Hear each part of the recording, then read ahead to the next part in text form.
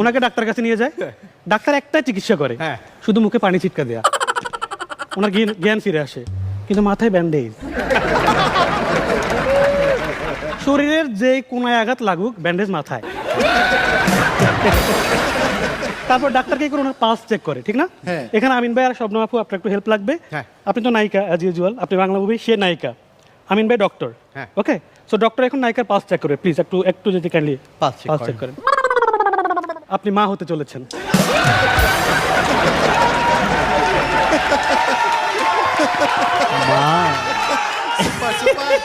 ওকে, আমি এটাই বলি, এটা যদি পালস চেক না করে আমিন ভাইকে যদি বলা হতো আমিন ভাই একটু হার্টবিট চেক করেন, এবং তারপর বলা হতো আপনি বাবা হতে চলেছেন।